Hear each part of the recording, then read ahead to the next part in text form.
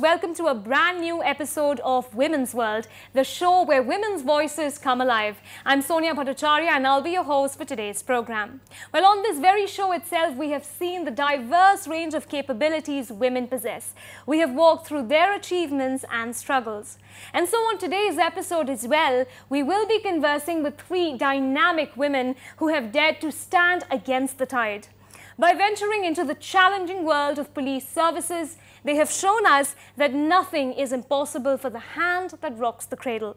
So without further ado, I introduce to you DCP of East Guwahati, Ramandeep Kaur, ADCP Crime, Rosie Kalita, who's also the only woman from the Northeast to have received the President's Police Medal for Gallantry, and last but not the least, ACP Crime Branch, Ms. Pahari Kowar. So welcome to Women's World, ladies. First of all, I salute you for showing us that anything is possible, like I've already mentioned, for women, and that there are no restrictions, no boundaries, no drawbacks. Well, I understand you've got an action-packed schedule, a lot of things to do. So again, thank you for taking out time to be on this show. And before we get into a lot of questions that I have, also a lot of questions that people have sent us, I think we'll start with the very beginning. How did you decide to venture into this very challenging profession? Knowing that it's not the easiest, definitely, and there are so many other career options. There was also the civil services as well. So why did you choose this one? I think we'll begin with you. Yeah, I don't know, maybe civil services encompasses the police services as well. So it's one of the civil services that I have been in, and I must say that I am a graduate in medicine. So thereafter I thought that I'll do something different with my life, and so I came to police services here. Right, you're a graduate in medicine? Yeah. Okay.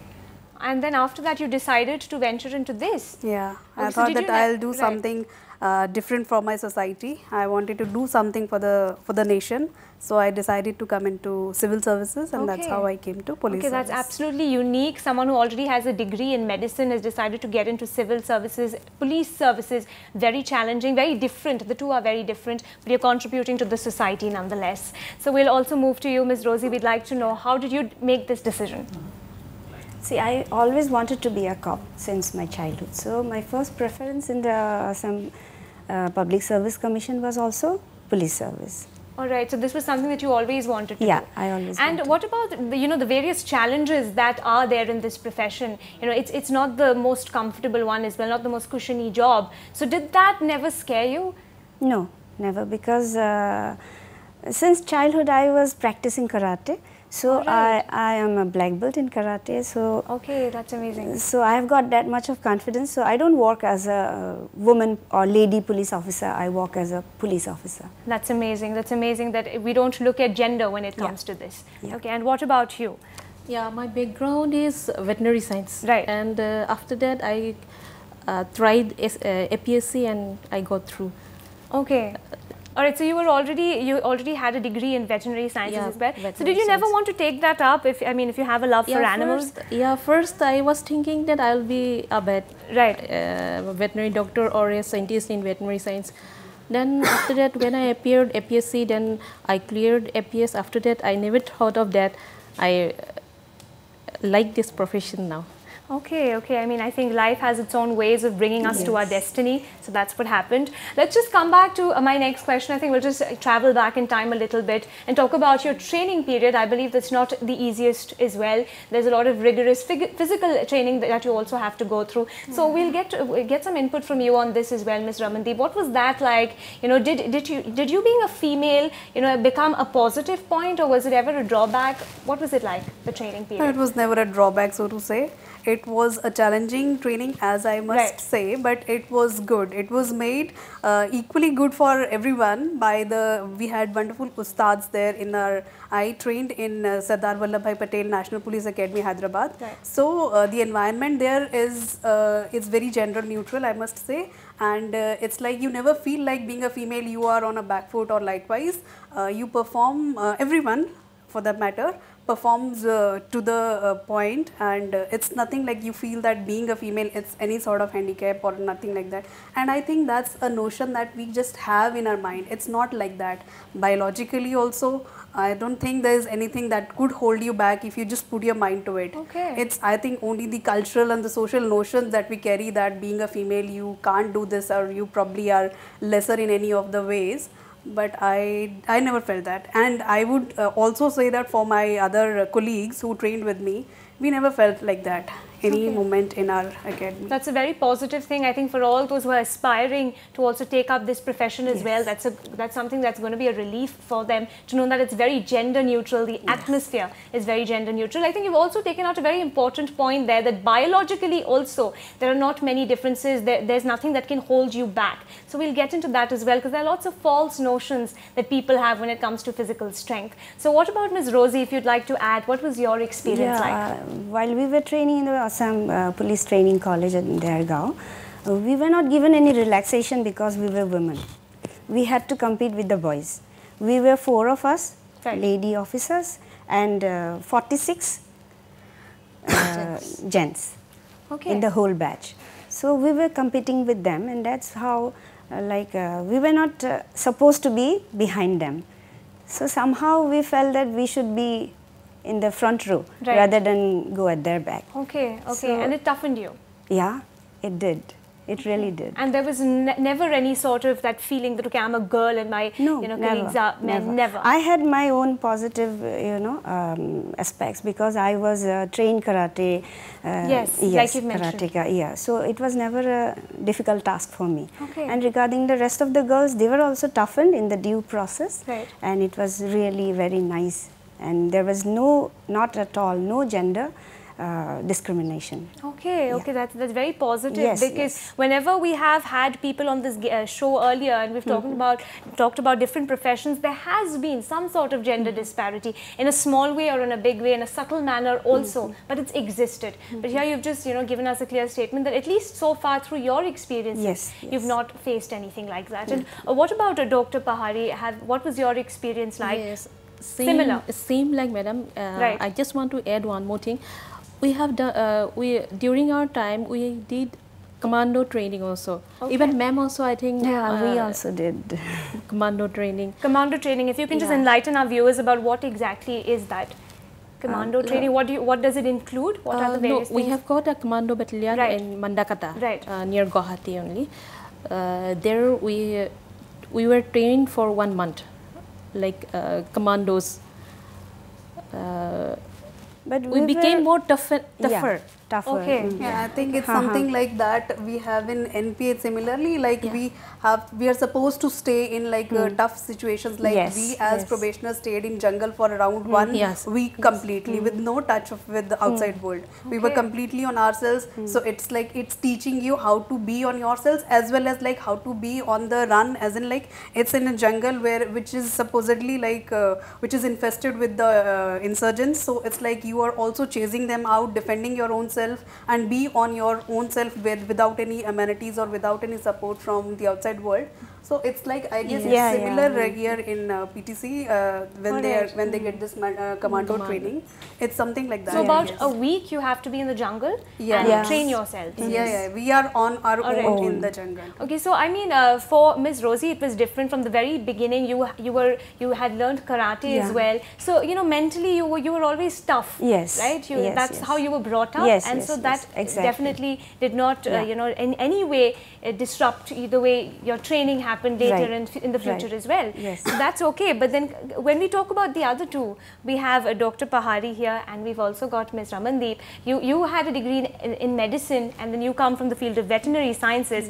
So these are very different professions. So when you first stepped into this, where it required you to face all of these physical challenges, you had to toughen yourself physically and mentally, were there ever these times in your life where you felt like, okay, I don't know, what am I doing? It's very new to me. And if there were those times, how did you manage to keep yourself rooted? What kept you going?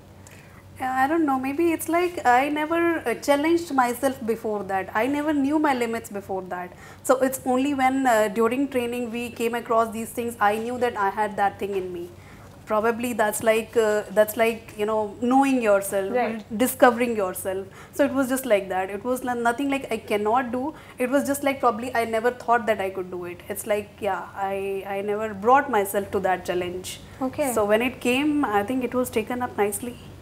Right. So, I mean, you opened up new horizons for yourself. Yeah, and I think that's what many of us do. We limit ourselves. But I think we have so much potential and we'll never know until we try. Yes. Exactly. So, I think that's important to keep in mind. And what about Dr. Pahari?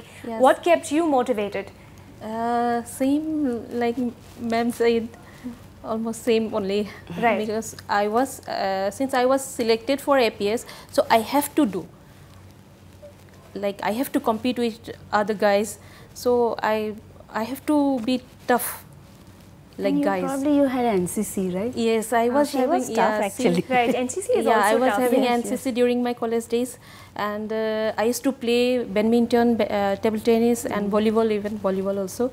So a bit sporty from childhood. I was a bit sporty. All right, but then was there a particular your family were they very supportive when you were going through this training? Yes. So I think that also plays a very important role. So who, I mean, let's just on a different note, you know, who's that one person when you look back at the position you've reached today? Who's that one person you would give credit to? When I joined the services, I was already married. Okay. So it was my husband. Oh, that's lovely. And he's been supportive through thick and thin. Very much, even now. Even now. Yeah, and he says, I have sacrificed you for the country. You can go and fight for the nation. Wow. And we get to see this sort of a patriotism in cinema. We've seen it, but to see it actually, you know, firsthand, that's commendable. And congratulations to your husband as well for being so supportive. What about Dr. Pahari? Who is your support? My husband was also that time also my husband and my parents. Right.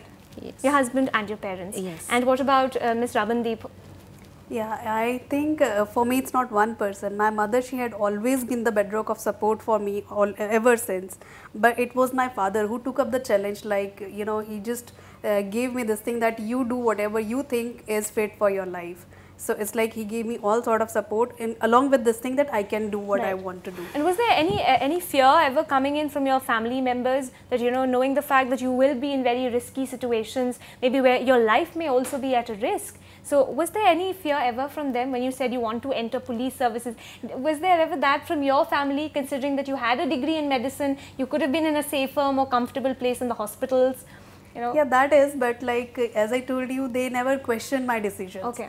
And he was very supportive. My father, he was very supportive, saying that, okay, you really think that you can do it? I said, yeah, I think I can do it. Then he said, go ahead.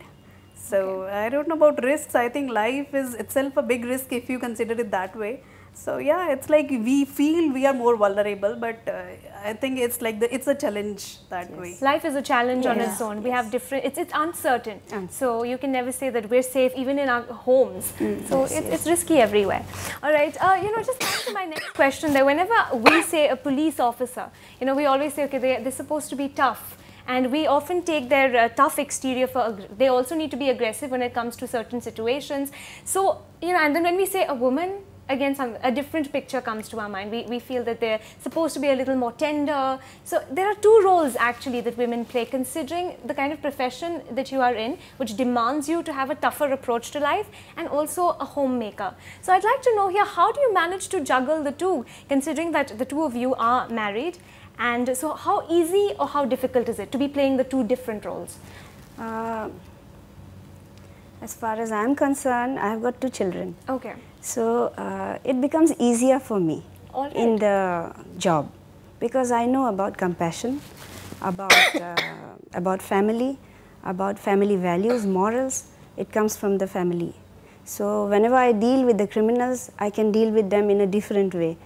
So it becomes easier, in fact. Okay, that's a very unique point that you've just brought out, that compassion and being a part of a family has helped you deal with criminals. So you've said you deal with them in a different way. Yes. So what kind of a different approach are we talking about here? There can be variety of approaches. Right. If you can just give us a few instances. Yes. Whenever there are certain criminals who will not break down, who will not divulge anything, so we have to deal with him in a different manner. With compassion, we have to treat him, and then only he will speak the truth. He will reveal. Right. So in such cases, we use that technique. Okay, and I think that is something we need to learn, that, you know, being a police officer doesn't mean you have to be like a man, but there's also some unique attributes that a woman has that she can bring to the table and a man cannot. So we have to respect what the two have. And what about Dr. Pahari? You know, how do you manage the two? Yeah, I don't have any baby, so for me there is no problem at all. Yeah, I can manage. No, but then, you know, considering... Yeah, my husband also, he stays at Siliguri. So myself, I am staying at Guwahati. So both of us still like single only. All right. Yeah, sometimes only ways to meet, and then there is no problem at all. And, you know, considering the fact that, you know, as women, even, you know, it's been proven that we are a little more emotional. We are considered to be. I don't know to what extent is it true, but even the psychologist that we had on our show told me that women are a little more emotional in comparison to men, and or maybe men just bottle it up. You know, we don't know. But so how do you manage? Let's just start with Ms. Ramandeep on this one. How do you manage, considering the fact that you deal with such difficult cases sometimes? How do you not bring that back home? Yeah, I think first I would just like to put that thing first. It's like with the evolving times, policing has evolved. It's not just about the physical attributes anymore as we see in the current society. It's also about like your risk taking ability. It's also about your problem solving ability. And what women bring. Right. I think for that matter, every gender brings something unique to the service. Absolutely. And what women bring is empathy to the service. So it's like women can empathize with this with the person that they are dealing with. That's a natural ability that we have, like naturally more. Like as you said, psychologists, I think that's something that's coming from the science only. Right. So I think that is what adds on to being a women police officer. As ma'am would she would add on to, many a times it has been that for cases wherein there had been many cases wherein preferences were given to women police officers for solving those cases, and they were not restricted to women, must I tell you. They were not women related crime wherein such preferences were made. So it's like we bring more empathy to the scenario, we bring in more problem solving ability to the scenario. Yes, so I think that is what adds more to it. Physical attributes, no doubt, but yeah, that's and that is also, when we talk about physical attributes, that is also something that we can train ourselves to attain. Yeah, physical that is strength. that. Absolutely. We've But seen in addition to weightlifters, that, right. in addition to that, that is what we have. Okay, that's a brilliant point, and I think on Women's World we need to, you know, understand that there are certain things that only a woman can do, and we need to appreciate that. Instead of forcing a woman to become a man, you know, and force her to take up his attributes, we need to appreciate what we have. Well, on that wonderful note, viewers, it's time to slip into a quick break, but a lot of interesting conversations lined up on the other side of Women's World, so don't go anywhere.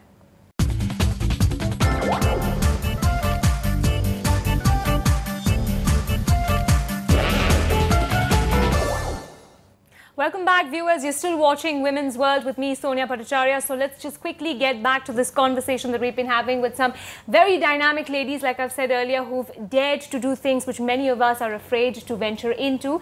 But I think we'll start with you, Miss Rosie. I think you had mentioned a very important point there that really caught my attention. You said that when you were in your training period, there were 4 girls and there were about 46 boys. So there's a huge disparity when it comes to the numbers. 46 and 4. You know, and even when you talk about the data that I've collected, you know, it still seems like the scenario, we still have very few women when it comes to police services. That's about 7% or so. So why do you think we still have this notion? Why are women still afraid to get into this particular profession? Look, during my time, there were no women's reservation. But since 2010, the women's reservation started. And since then, there are lots of entrants, lady officers in the police services, Assam police services. So after the reservation? Yes, after the reservation. It's 33.3%. 33? Yes.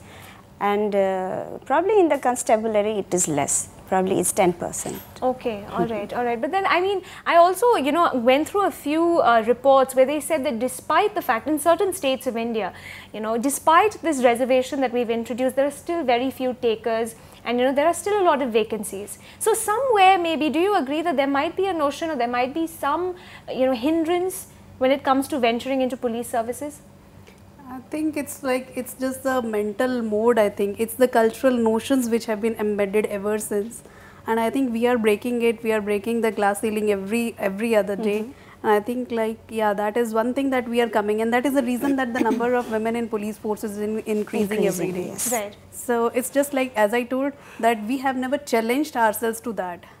And now that it's like we come to that, we face it, we see it's very much doable. It's in fact, the services benefit because of our presence, I would add. So, but was life always a bed of roses? Was everyone always supportive? Or did you ever get some sort of a different opinion from people as well, where they were a little hesitant? Not that I took note of. Okay. Maybe they were there, but not that you took note of. Yeah. Okay, all right. And what about Dr. Pahari? Why do you think we still have, the numbers clearly show that we have less females in this particular profession? Why do you think this exists? Yeah, maybe before it was there, but nowadays people mostly, like girls, nowadays mostly they prefer police service. Yes, yes. Mostly. All right. Yeah. And in our batch also, we like 33% reservation was there. So 9 girls were there from our batch. And next batch also same I have seen. And even now constabulary also, lot many girls they have joined this police. Okay, so if I may ask you, how woman friendly is our police forces? You know, how welcoming is it for a young woman who's looking for a career option? How welcoming, how attractive would this career option be in today's day and age? Very much. There is no gender discrimination as far as Assam police is concerned. Right. Not at all. Because look at me, since the last 14 years I have been in the services and I have never been thought about as a lady officer. Everybody thinks, just consider me as a police officer. Okay. I have never seen that. But could that also be because, you know, the Northeast has always been a more women-friendly society? Yes, and it is there. So could the national scenario then be a little culture, different? even our culture, Right. it doesn't support like that type of attitude. Our culture is always supportive Right. of the, it is actually woman-centric. Some of the cultures, as we already know, like the Khasis and the Garos, and even though the Assamese people, they don't, we are not in the matriarchal society, but Right. even then, there are, you won't find dowry-related cases. It has cropped up a little bit nowadays, but it wasn't there. So there is no discrimination, no disparity. Okay, and Ms. Ramandeep, what would you say about the national scene then? Is it as good as it is in the Northeast for women police officers? Because, I mean, let's face it, there are still a lot of disparities. There is a lot of false ideas that people have when it comes to women. Not just in this field, but in every profession, be it acting, be it medicine as well. Anywhere you go, there is that somewhere. So do you think that also reflects, I'm not talking about the Northeast, we've already gotten a very positive picture of it. But since you've also traveled in other parts of the country, what would you say the scene is like nationally? I would say because there had been lady police officers like ever since I think 1960s in the police force. Yeah. So those ladies, they have done, they have eased the path for us. Like now that I entered the service in 2013. I could not find a lot of like, I could not find like this thing that it's something that I'm venturing into which is like not friendly to me. I didn't find that unfriendliness. So I think a lot of work had been done. The glass ceiling, as they say, has been broken a long time ago. We do have a long path ahead, but I think, yeah, we are on a comfortable stature right now. Yes. All right. Yeah. And just from people as well, you've never had any of these comments, which suggest that maybe they felt like this field has always been male dominated. This is something that people often say. You know, when we say a police officer, the attributes that we pen down are usually that we usually associate with that of a man. You know, whether I think it's the otherwise. People feel more comfortable coming to you, exactly. thinking that probably you will do more justice to the job. all right. That's the notion that I had, I think, and Yes, I think yes, yes. I would be agreed to. Yes, That is what we feel. Okay, and Ms. Rosie, you had mentioned earlier that there are certain cases which they prefer to give to a woman, a lady police officer, a woman cop. So what kind of cases would these be? Certain cases which needs compassion, as I already mentioned about. Right. Yeah, such type of cases, not only the women-related cases. There are cases related to the terrorist activities and the parents, the guardians of such terrorists. whenever they need counseling, because they also, a lot of backing support is given by the parents and the guardians or sympathizers of certain areas. Right. Yes. Such type of cases, probably we will be better people, better cops to deal with. So compassion is something that you bring to the table. Yes, so then clearly, Empathy, yes. compassion, the two very important qualities that I think every human being must possess, but women have it more naturally. Yes. So then that would be a false notion, I think. I think we're clarifying it on this show. Many people think that the minute you step into this profession, you have to change the kind of person that you've always been. No, never. So then if I may ask you, were there never any changes? Like after you ventured into this profession, there's been no change in the kind of person you were prior to the police services and after? Has it not altered you at all? Not related to gender, I must say, but yeah, definitely like the kind of job it is, it like molds everyone. Right. So it's like nothing gender specific, I would say. Yeah, absolutely. Yeah, But so okay, it's like on a lighter policing is note, not everyone's this thing. So as the saying goes, there's a man, there's a woman, and then there's a cop. So I think it's Yeah. like that. So Okay, it's yes. like the job which molds you into its own frame, Right. but it's gender neutral, I must say. Okay. So that's something that is good about this profession. Yes. It's one of those few, I think, in the world which are absolutely gender neutral. From what you've suggested, wonderfully said, man, woman, and a cop. So when it comes to a cop, we don't look at the gender. Yes. Okay, that's incredible. But I'd just like to know here on a lighter note, if you recall back to how you were as a student, as a school child, how has your character changed? How has your personality changed after you became a cop? Like I was always scared of cops. I was like, even a traffic cop would scare me. Right. So yeah, I think, and I would never notice police stations on the road, anywhere. It was like something which was so oblivious to me. And now that it's like I could notice and I could see it like from a far away distance. Yeah, that. And yeah, I feel now, presently, I feel that the police station is the safest place in the world. So I think that has changed. Right. But I've noticed that people still are a little scared to approach police stations. There are many things people feel like, okay, maybe maybe they're not going to take my case very seriously. Maybe justice is going to be delayed. They're not going to take the matter seriously. Why do you think this? Not any longer, probably. Nowadays, the perception has changed. Yes. All right. Okay, I'll just come back. Yes, Dr. Bahari. One more thing, maybe because of the uniform. Yes. Maybe because of the uniform, Absolutely. people they feel something, they don't like to approach police first. Right. Like when we are in CVs, then mostly people they used to come. They used to share their feelings, everything. Right. Yeah, that is true. Very true. I think the uniform gets a little intimidating, and I won't deny, I am intimidated by the uniform as well. And so were you, like you've said, prior to you becoming a cop yourself, a police officer yourself, you were intimidated by the uniform. But using this platform, if you could, I think that's one thing that people need to do, understand that they're there, the police officers are there to serve the people, to help them out when they're going through a time of turmoil. Yes. So if you could use this platform and tell them that, police officers are approachable, what would you tell them if you could do that right? You can do that right now. We can't do it alone. Right. We need their support. We need the support of the citizens. So policing is not a person's, we can't handle it single-handedly. Support from the citizens is a must. Is a must. Yes. So hopefully after listening to that, we'll hear more people coming to you also and cooperating with you as well. Yes. So again, coming back to the question that I was asking you, you clearly said you were scared of cops, before you became a cop yourself. What about you, Miss Rosie? How has your personality changed? I don't think I have changed at all. Right.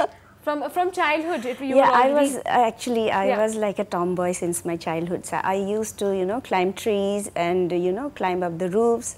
And I was the youngest. And the naughtiest. And the naughtiest. And I used to move around with my two brothers, elder brothers, and I was absolutely like a boy. So my personality was like that, and I'm still the same, I think. I don't know. So you were a tomboy, and so that's why you said your personality has not changed much. So again, yes, that is also another common notion that people have to be in the police services. You have to be a little like that. So would you say that for someone who's actually, just like any other girl, someone who's a little feminine as well, would it be more difficult for her to enter the police services, or No, I don't think so. I don't think, yeah. Right. I was never a tomboy. You were never a tomboy.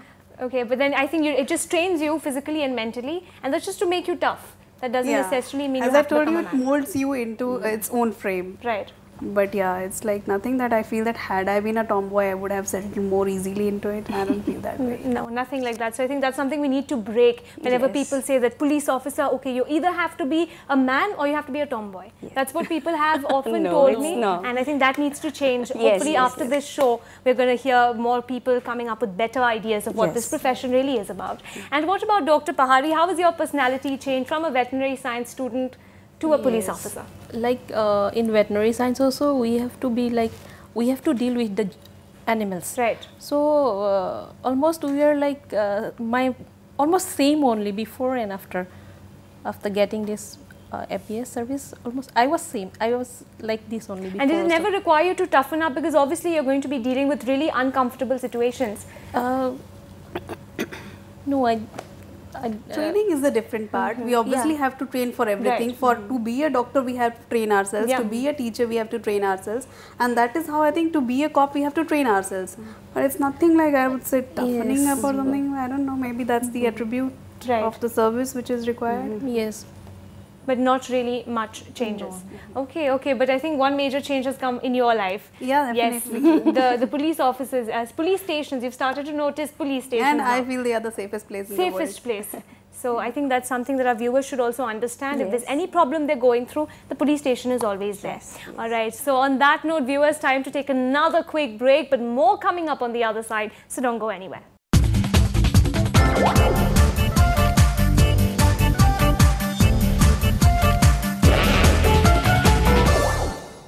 Welcome back, viewers, and I'm still in conversation with some women who've really dared to break the glass ceiling, and they're also, doing away with a lot of stereotypes by doing the kind of work that they're doing, and I'm extremely privileged to be in this conversation with the three of you. You are APS officers, IPS officers, requires a lot of hard work, a lot of determination. Let's just talk a little bit about the preparatory phase as well. When you were preparing for the written examinations, I know there are so many people who are trying for this, lakhs of people appear for this examination every year.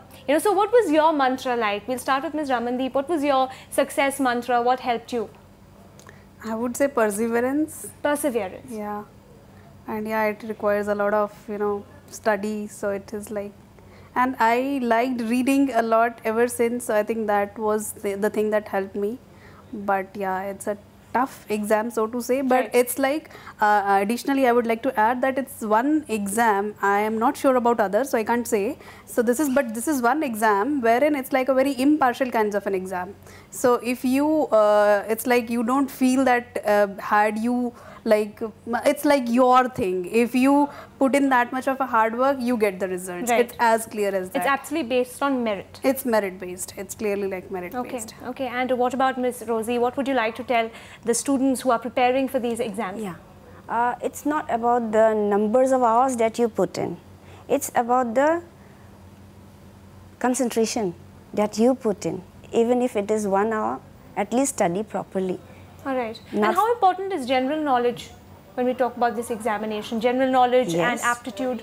Yes, very important. Very important. So I think reading the newspapers... You have to keep yourself up to date. Updated, yes, very important. So I think everybody's taking note of that. And what about Dr. Pahari? What was your success mantra? Yeah, hardworking, and as ma'am says, like concentration. Yes. We need full concentration. The time you study, that much at least you must concentrate on your studies. Right. Okay, so I think quantity is not important, the quality is very important. So it doesn't matter if you're studying for 10 hours or 1 hour, but if you're putting in your concentration and just keep yourself up to date, then that should help you. But it's a difficult examination, like you said. Yeah, but it's smart work, I guess.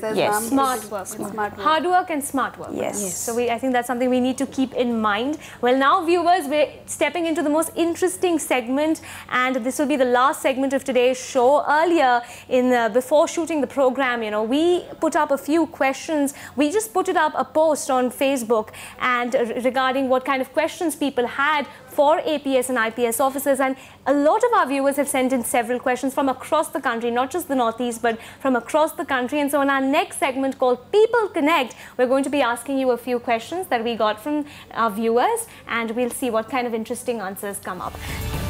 So the first question that I'll be taking is from Ravi Singh. He sent us this question from Assam. He's a person from Assam, and he's asked us about what's the rate like when it comes to rape and molestation cases and dowry cases, considering that the two of you deal with crime specifically. What's the scene like in Assam, and not just Assam but Northeast in general? Are the rates rising or decreasing?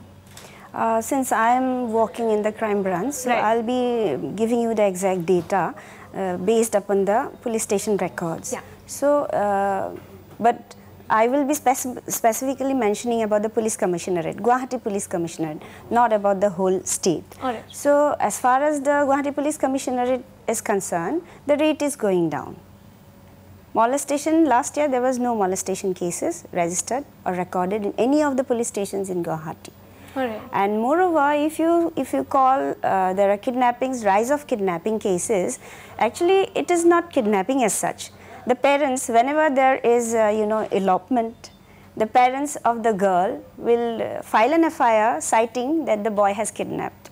Okay, the daughter. So it's misinterpreted very often. The situation absolutely, is misinterpreted. Absolutely. All right. That is how. When we interact with people, really, just on the day-to-day basis, the scenario seems to be a little different. So do you think there is a fear maybe that that's why they don't report it? Could that also be the case? No, it is reported, of course. Right. In Guwahati, at least in Guwahati. Rest of the districts, since I worked in the other rural areas earlier, so there are rise in registration of cases. Okay. So people have started coming forward. So there's more awareness now, and there's no shame attached to it anymore. Yes, Earlier, I think if someone misbehaved with you, the girl was always on the receiving end. Moreover, we have got an all-woman police station in Guwahati.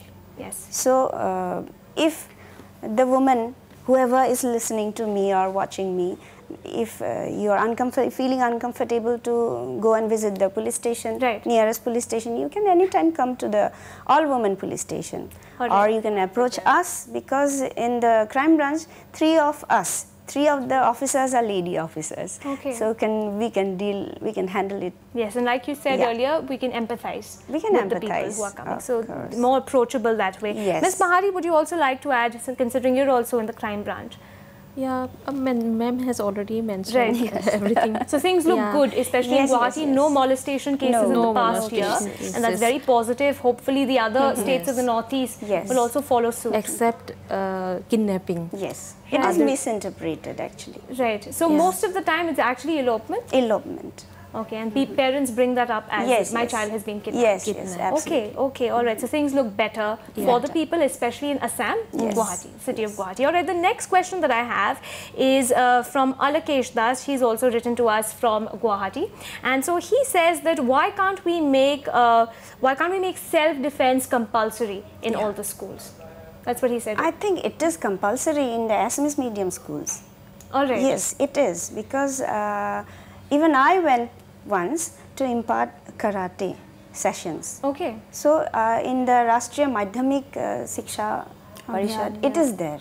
All right. It is compulsory. It's compulsory in the Assamese medium schools? Yes. Only in the Assamese medium schools? All right, so why don't we have this in the other schools as well? It can be imparted. Right, it can be implemented. Yes. So, Ms. Ramandeep, if you'd just like to add, how important is self-defense? How is it going to benefit us? Besides putting your children for painting class and drawing class, considering the amount of how vulnerable the minors have become in the Northeast, how important would you say? It is important. Like as I told you, that it should be the basic instinct of ourselves to protect us. Right. So it's like but when it is enhanced with training, it's all the more important. It should be imparted to all, to boys and to girls as well. It should be imparted. Okay, very, very important. I would like to add something. Like vulnerability, it lies in the mind. Even a safety pin can help you save yourself. Am I right? Very true. Yeah. You don't need to know karate or something martial art or something like that. Yeah, it should be the instinct in It should be the instinct. It should be there. It should come from within. A safety pin is enough to save yourself. That's what I feel like. That's a very interesting point there. If you can just elaborate so that, because I think a safety pin is something we can all very easily put in our bags, right? So what can we do with a safety pin? How can it help us?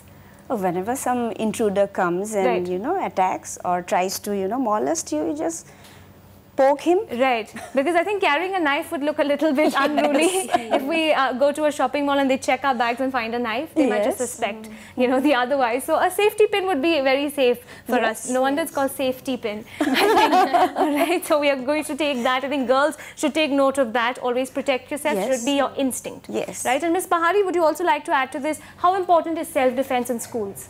Yeah, self-defense, it is required. Right. I won't say that it's not required. It's required. It's very necessary during this period. Yeah. Because everywhere we used to hear that some rape cases or molestation cases.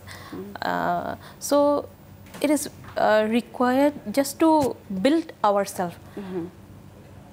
Just to know ourselves. To build Right. the confidence. Like the personal space is the personal space. Any intrusion, until and unless it is like you allow the intrusion, it should not be there. And that is like that is how it is. So that should be the instinct. Okay, okay, so that's something that all the girls watching the show right now, And boys as and well. boys as well, they're Boys also equally vulnerable. yes. It's just that somehow we don't talk about that part, but then they are also vulnerable. So we need to remember that. Okay, the next question I have is from another person who's joined us from Guwahati. He's Gautam Singh, and he's asked a very interesting question. It's on a more lighter note, and he says, what do movies and TV shows get wrong and right about police officers? I think either of you can answer to that. I think that's a very interesting question, a light-hearted question is that. We've seen a lot of dramatic interpretations. We've seen Dabang, we've seen Singham, you know. So what do they get right and what do they get wrong? I think either one of them. I think Ms. Bahari, we'll start with you. She's a little stunned by this question. Movies actually.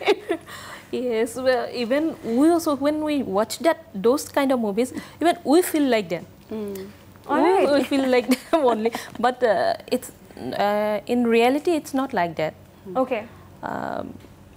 We have got our like the way the process. We have to go through a process. Right. So as per the process only, we used to go for, like, for investigation, like process is there. So as per the process, we used to go. It's not like that we'll go and we'll do something like people, they will, you know, they will like. There's a lot of masala that's added to the Hindi cinema especially, and things look very fun. You know, being a police officer is very fun. Yes. You know, the way they showed. But like you said, there's procedure for everything. Ms. Ramandeep, would you like to add to that? The cinema actually contributes a lot. Right. Yeah, so I would say like in, and the recent cinema, it's quite close to the reality, I would add also that. But yeah, glamour is always a part and parcel of cinema. So that part has to be there. Yeah. And that glamorizes our profession as well. Yes. So yeah, it's contributed in what way? If it's contributory in as in like in awareness to the public, as in like what police do, the goods and the bads both, and yeah, that way. And also, like as Pahadi has added, that it motivates the police personnel also.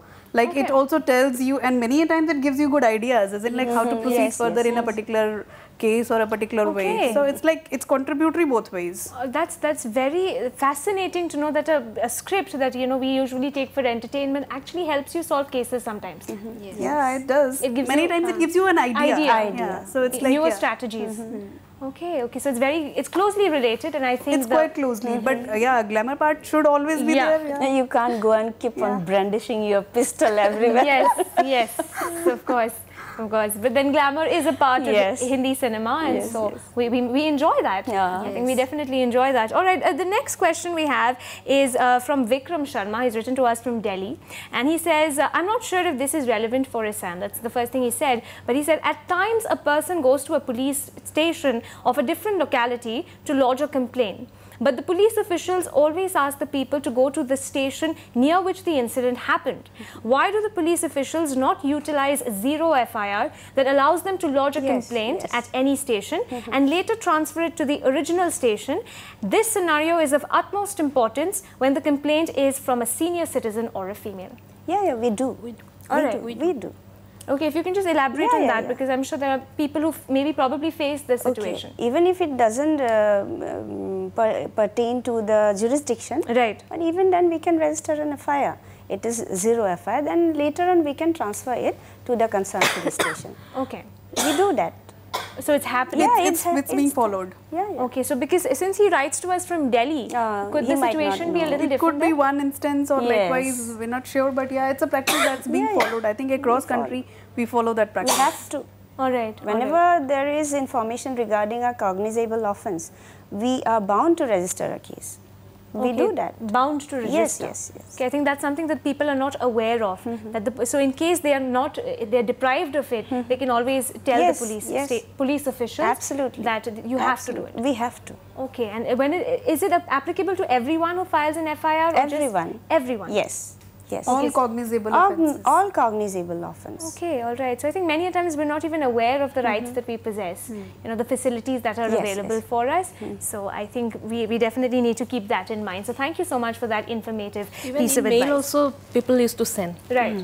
Through mail. Yeah. Through mail as well. Yes. Yes. So you can lodge an FIR through the email as well. Yes. Through the complaint which is received via mail, register an FIR. Okay, okay. So that, I mean, considering it's a world of digitization, it's a much needed facility.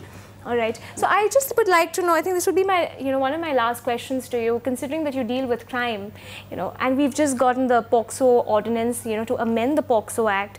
But despite that, every day we're getting news reports coming in of minors being raped. So what would you say, just keeping all of it aside, just as a woman and also as someone who's dealing with this on a daily basis, what more should we do to stop this if even a death penalty is not enough? What would you say to that?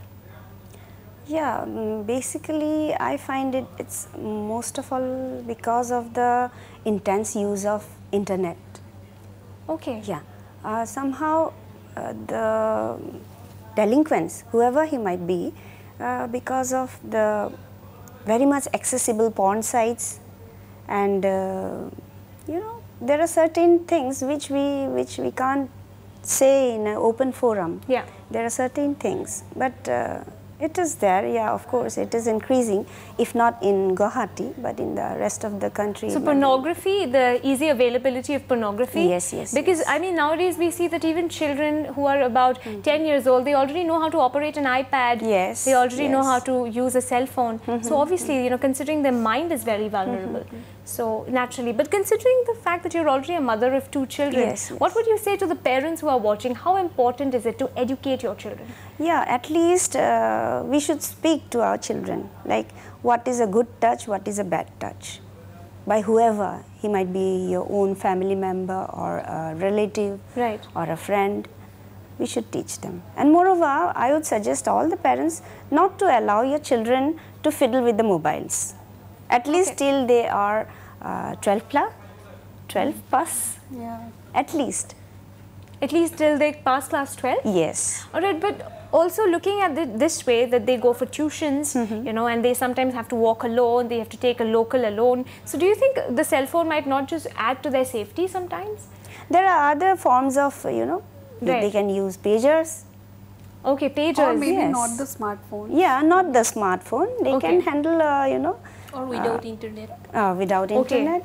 But do you think that would be the right solution, or maybe I just think it's very educate? important these days if we consider especially the cases of rape against minors. It's very important to educate our boys. Yes. Rather than protecting our girls, it's important to educate our boys. They should know that there is something called sanity. You can't simply invade another person's space.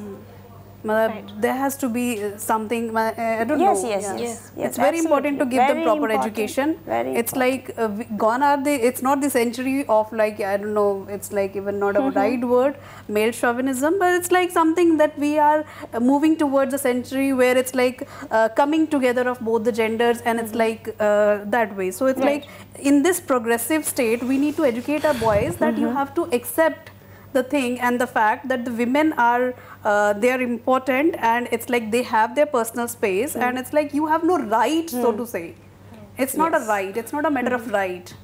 So and I think we need to give them proper education. Yes, we should also teach the boys to respect women. To respect women, it's very important. Very important.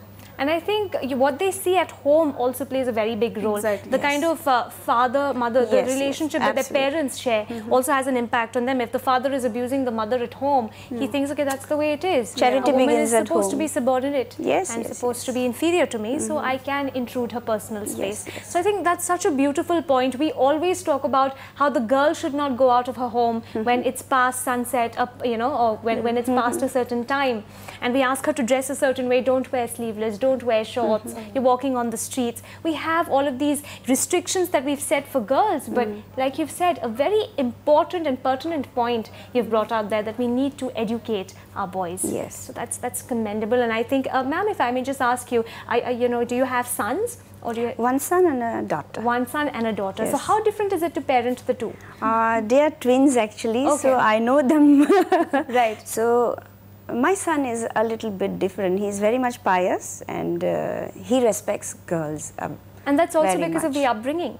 Yeah, we stay in a joint family, so Right. maybe because he has got lots of cousins, Right. sisters, so he knows. Right. He knows. Because And I think I have children- taught him yeah. actually. Because to children respect are them. absolutely like wet pieces of clay, and you can Yes. mold them in whichever way. Yes, So, yes. and Ms. Pahari, if you'd also like to add to this as well, what more should be done to reduce the kind of atrocities that are coming up in our day-to-day lives? Like sex education. That is one more thing what Right. people can do. Yes, yes. And society, they also play as a whole society, like your neighbor or relatives. Like awareness. Awareness. Sex education is very important. I think that's something that is always hush-hush in our society. Yes. Whenever you say sex, oh, that's a bad word, that's a Bad bad word, thing. yes. But when someone's doing something bad to you, our children don't know. Right? Exactly. So that's a very, very good point there, that we need to give sex education to children. In schools, would you suggest that people do that in schools as well? Yeah, in our school there was sex education. All right, all right. So I think, unfortunately, we've come to the end of this discussion, and I've learned so much that, whenever an FIR is lodged in any station, the police have to take it whenever it's a cognizable offense, right? So they have to take note of it. Right now, on this last part of this show, for all the girls who are watching, and perhaps they dream of entering your profession, becoming a police officer, wearing the uniform, but somewhere there is something that's holding them back. What would you tell them? We'll start with you, Ms. Ramandeep. What would you give a message? Nothing should hold you back. I mean, you feel that you should wear a uniform, you should. And I must say, as I told that, yeah, being in the police is a wonderful feeling. It might be different because, yeah, nobody tells you that you should go to be a police person. But once you become a police person, you feel that, yeah, it's one of the best jobs in the world. Right. It's a wonderful feeling, and nothing should hold you back. I love that. And Ms. Rosie, what would you like to tell? Being a woman, it's an added advantage, I would say. And to be a lady police officer, it's simply wonderful. Right. So, I mean, what we've always considered to be a drawback, I think we just need to change our mindset. Yes, yes. And as I right. already said, vulnerability is in the mind. Don't consider yourself to be vulnerable. You are no longer in the ancient times. Absolutely. We are in this century, so you are not considered, to be behind the boy. So there's You are nothing. at par. Yes, we're at par, and nothing should hold you back. Vulnerability is Nothing, in the mind. nothing, And yes. Ms. Pahari, what would you like to add to this? Yeah, after wearing this uniform, then only you will realize, actually, it is really good. I'll ask all the people, all the girls particularly, to join this police force. I really like this, and after wearing this uniform, people will realize The value of the uniform and the responsibility that comes with it. and I the honor also. Yes. Honor you get. The honor that Yeah. also comes with it. Okay, that's beautiful. Honor, respect. So I think that's Policing something is in a way addicting. I don't know if anybody wants to be something else after being a police person. So it's like that kind. It gets into your mind. So it's like it's in a way it's addictive. Yeah. All right. You won't be able to leave once you are in this. In it. Yeah. Once you are in this uniform. And it's such a good way to contribute to the society, help people. Yes. I think that's something that we all have wanted to do. And I think it's just the fear that's holding us back. Yes. But like you've said earlier, that nothing should hold you back. Exactly. So that's a wonderful note to end this show with. So thank you once again, ladies, for joining us on Women's World. I learned so much, and I hope our viewers were also able to educate themselves. And I think for the girls who have been wondering if they should venture into this profession, if you should choose this or not because it's so risky, well, we have two ladies who have clearly spoken to us. They are married, and that's why I'm saying that they've managed both. So you can manage the two of them. So that's so wonderful. And I think something we need to remember is that the world is changing, and so should we. So on that note, viewers, we've come to the end of this episode of Women's World. I hope you enjoyed it. I enjoyed it so much. But we'll be back with a fresh episode of Women's World next Tuesday at 8 p.m. But until then, keep watching Northeast Live for more news and latest updates. Thank you so much for joining us.